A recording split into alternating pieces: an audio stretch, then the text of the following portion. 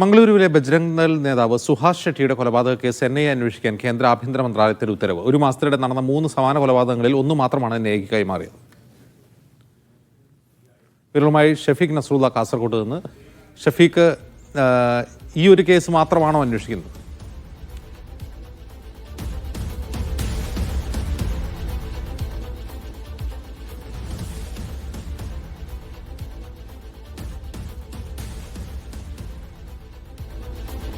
മംഗളൂരുവിലെ ബജ്രംഗ് ദൾ നേതാവ് സുഹാസ് ഷെട്ടിയുടെ കൊലപാതക case NIA അന്വേഷിക്കും. ഒരു മാസത്തിനിടെ 3 കൊലപാതകങ്ങളാണ് അവിടെ നടന്നത്. അതിൽ പലതും പ്രതികാര കൊലകളായിരുന്നു എന്നും തെളിഞ്ഞിട്ടുണ്ട്. എന്നാൽ സുഹാസ് ഷെട്ടിയുടെ കേസ് മാത്രമാണ് NIA അന്വേഷിക്കുന്നത്. ഷഫീഖ് നസ്രുള്ള ചേരുന്നു. ഷഫീഖ്, ഇതിന്റെ ഉത്തരവിറങ്ങിയോ?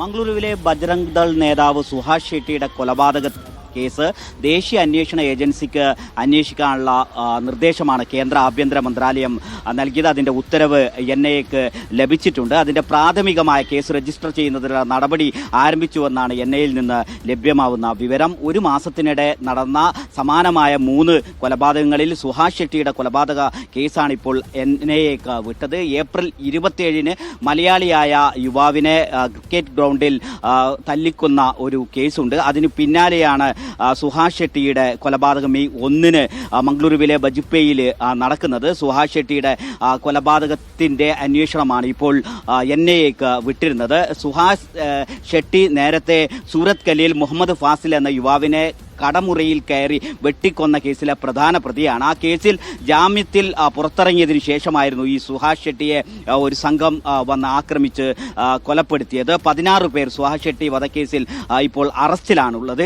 അതിനുശേഷം മെയ് 27-ന് വൈകിട്ട് മംഗളൂരു വണ്ടവാളിൽ പള്ളി കമ്മിറ്റി സെക്രട്ടറിയും കൊടചം സ്വദേശിയുമായ അബ്ദുറഹ്മാനെ വെട്ടിക്കൊലപ്പെടുത്തുന്ന ഒരു സംഭവമുണ്ടായി. അങ്ങനെ കഴിഞ്ഞ ഒരു മാസത്തിനിടെ 3 കൊലപാതകങ്ങൾ നടന്നിരുന്നു. ഈ 3 കൊലപാതകങ്ങളും സമാനമായൊരു കാലയളവിലും സമാനമായ സ്വഭാവത്തിലുമുള്ളതാണ്. അതിൽ ആണ് ഇപ്പോൾ സുഹാസ് ഷെട്ടിയുടെ വധക്കേസ് മാത്രം NIAക്ക് വിടുന്നത്. നേരത്തെ ഇതുപോലെ 3 കൊലപാതകം കർണാടകയിൽ നടന്നിരുന്നു. അതിൽ പ്രവീൺ പൂജാരി എന്ന സംഘപരിവാർ നേതാവിന്റെ കൊലപാതകം മാത്രമാണ് NIA അന്വേഷിച്ചിരുന്നത്. ഈ നേരത്തെ പറഞ്ഞ സൂറത്ത് കല്ലിലെ കൊലപാതകം ഉൾപ്പെടെ നടന്ന ആ ഒരു സമയത്ത് 3 കൊലപാതകം നടന്നിരുന്നു. അതിൽ 2 എണ്ണം NIA അന്വേഷണം ഏറ്റെടുത്തിരുന്നില്ല. ഇപ്പോൾ സമാനമായ സ്വഭാവത്തിൽ തന്നെ ബജ്രംഗ് ദൾ നേതാവ് സുഹാസ് ഷെട്ടിയുടെ കൊലപാതകം ആദ്യം മംഗളൂരുവിലെ ബജ്രംഗ് നേതാവ് സുഹാസ് ഷെട്ടിയുടെ കൊലപാതകം നടക്കുന്നതിന് മുൻപ് 27-ാം തീയതി മലയാളിയായ യുവാവിനെ, മാനസിക അസ്വസ്ഥ്യമുള്ള ഒരു യുവാവിനെ വെട്ടിക്കൊന്ന ഒരു കേസുണ്ടായിരുന്നു. അതിൻ്റെ തുടക്കത്തിൽ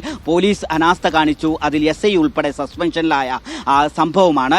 അതിനുശേഷമാണ് മെയ് 1-ാം തീയതി ഇത്തരത്തിൽ സുഹാസ് ഷെട്ടി കൊല്ലപ്പെടുന്നു. അതിനുശേഷം അബ്ദുറഹ്മാൻ എന്ന് പറയുന്ന ഒരു യുവാവും കൂടി കൊല്ലപ്പെട്ടിരുന്നു. ഈ കൊലപാതകങ്ങളിൽ ഇപ്പോൾ സുഹാസ് ഷെട്ടിയുടെ കൊലപാതകം അന്വേഷിക്കാനുള്ള നിർദ്ദേശമാണ് NIAക്ക് കേന്ദ്ര ആഭ്യന്തര മന്ത്രാലയം നൽകിയത്. അതിന്റെ കേസിന്റെ ഗൗരവവും ഗൂഢാലോചനയും പരിഗണിച്ചാണ് ഇപ്പോൾ ഈ കേസ് അന്വേഷിക്കുന്നതിന് NIAക്ക് നിർദ്ദേശം നൽകിയത് എന്നാണ് ഉത്തരവിൽ പറയുന്നത്. ഉത്തരവ് കിട്ടിയതിനെ തുടർന്ന് കേസ് രജിസ്റ്റർ ചെയ്യാനും അതിന്റെ തുടർ നടപടികൾ ആരംഭിക്കുന്നതിനുമുള്ള പ്രാരംഭഘട്ടത്തിലാണ് എന്നാണ് NIAയിൽ നിന്ന് ലഭ്യമാവുന്ന സൂചന.